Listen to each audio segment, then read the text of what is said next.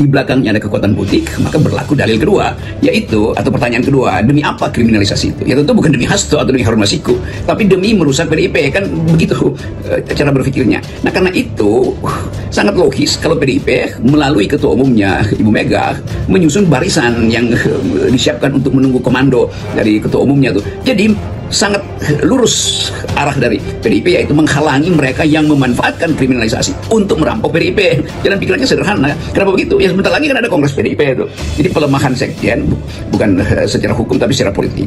Dan target itu yang sudah diucapkan Ibu Mega. Tentu Ibu Mega punya pengetahuan detail tentang proses pembusukan dan upaya untuk mengkanibalisasi PDIP itu. Dan orang menganggap bahwa memang di dalam era hari-hari ini PDIP akan diincar untuk dilemahkan tuh. Kenapa? Ya karena PDIP kuat. Kan kedudukan PDIP di dalam peta politik itu tidak mungkin melemah tuh. Nah, itu yang saya kira dirumuskan dengan baik oleh PDIP, oleh Ibu Mega, supaya kader-kader PDIP itu siap siaga untuk menerima commander's call itu.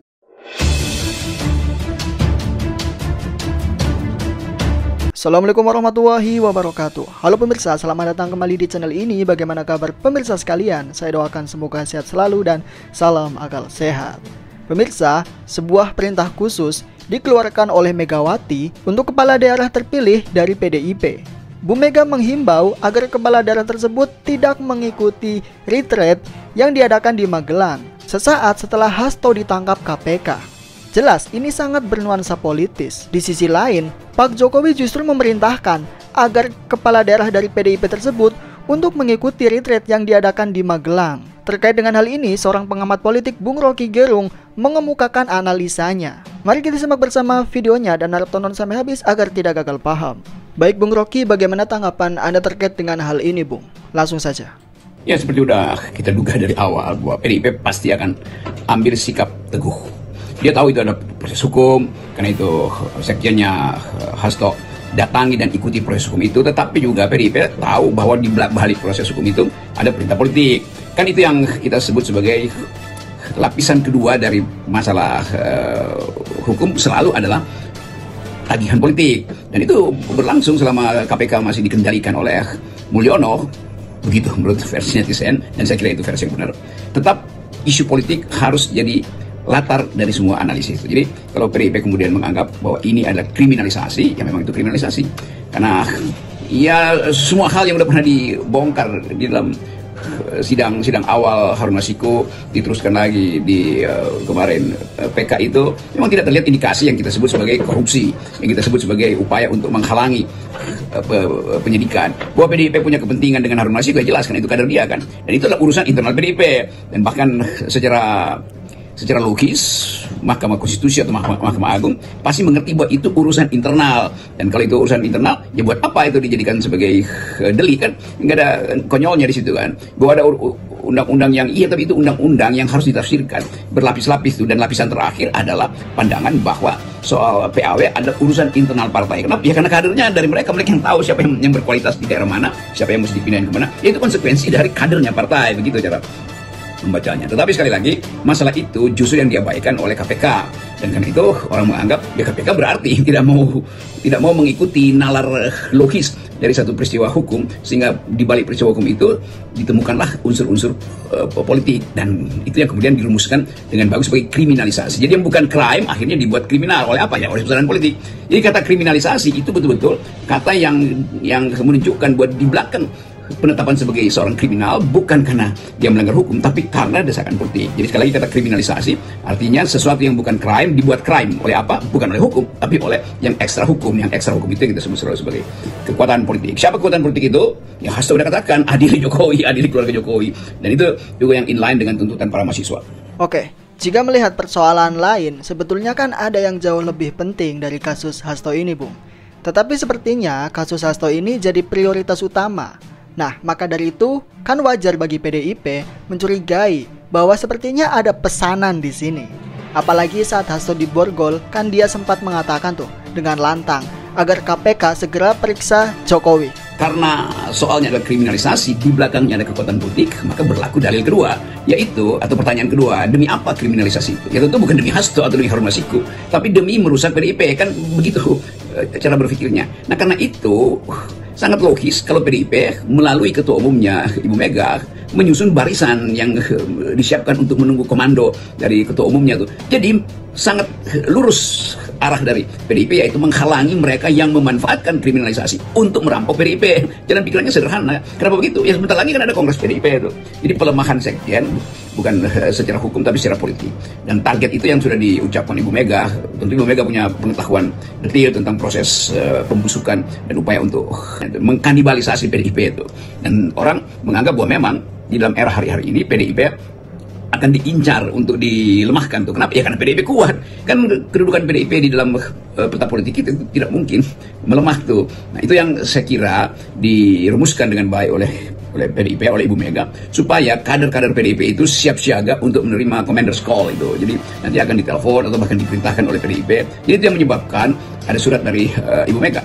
Dan Ibu Mega tentu mengerti bahwa di dalam sistem kader yang sudah penuh disiplin ketat, harusnya semua kader itu mengerti apa yang disebut sebagai commander's call. Dan itu hal yang juga internal. Jadi kekuatan PDIP adalah di dalam hierarki di mana ketua umumnya itu bisa mengendalikan caleg-calegnya atau bahkan mengendalikan anggota legislatif dan anggota eksekutif atau gubernur, bupati dan wali kota yang terpilih.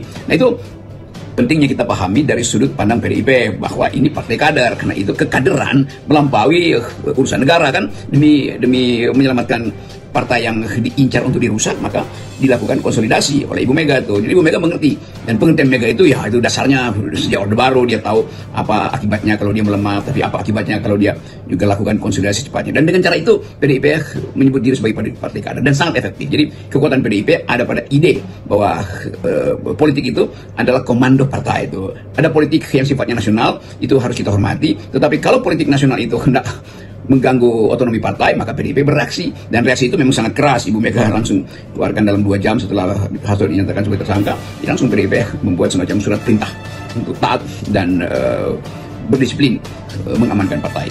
Nah, terkait dengan itu, Bung, Pak Jokowi justru memerintahkan agar kepala daerah yang tergabung dalam PDIP untuk mengikuti kegiatan retreat. Nah, itu kan sama saja seperti menyuruh agar mereka lawan Bu Mega. Kan tafsirnya seperti itu kan, Bung? Ya, komentar Pak Jokowi beredar itu bahwa Jokowi menghimbau supaya anggota PDIP ikuti retreat di Hamba di Magelang tuh. Dan kita mulai menganggap bahwa apakah Jokowi hendak memecah belah PDIP dengan meminta kader-kadernya untuk kader-kader PDIP untuk tidak patuh pada Ibu Mega. Jadi pergi aja ke Magelang tuh, nggak usah penuhi surat perintah dari Ketua Umum PDIP. Jadi terlihat bahwa cewek-cewek Jokowi akhirnya terbaca. Kan Megawati udah menganggap bahwa akan ada usaha perusahaan PDIP. Dan ini mulai terlihat bagaimana Jokowi yang bukan lagi presiden dan bukan lagi anggota PDIP menganjurkan supaya kader PDIP jangan ikuti perintah Mega. Artinya harus tiba di Magelang dengan alasan ini adalah urusan pemerintah. Oh iya, itu pasti kita tahu itu urusan pemerintah karena undangan dari presiden. Tetapi kehadiran kembali Jokowi dalam kasus ini atau intervensi Jokowi itu menunjukkan bahwa dia ingin memecah belah PDIP. Jadi ada kader mungkin yang memang diasuh oleh Jokowi supaya jangan ikuti perintah Megawati. Kan ini juga yang kita sebut sebagai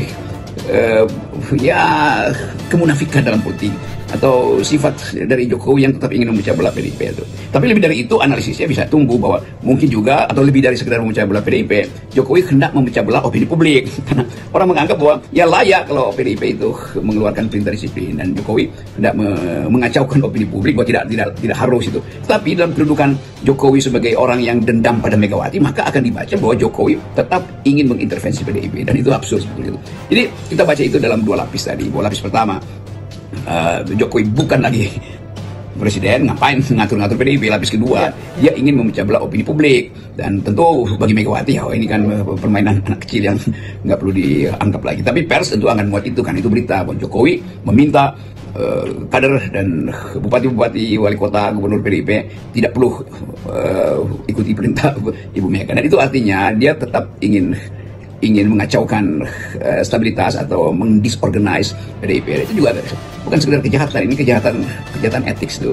Sebagai presiden harusnya dia mengerti bahwa dia tidak perlu berkomentar sebagai orang yang bukan lagi presiden. Kedua, sebagai bekas kader PDIP, maka dia harusnya juga menganggap bahwa itu masuk akal karena begitulah kaderisasi. Tapi dengan dia ngompori beberapa kader PDIP untuk menolak perintah Megawati, maka terbaca bahwa Hasto itu pasti juga diarahkan oleh Jokowi, karena Jokowi masih punya banyak tentakel di KPK untuk dipidanakan.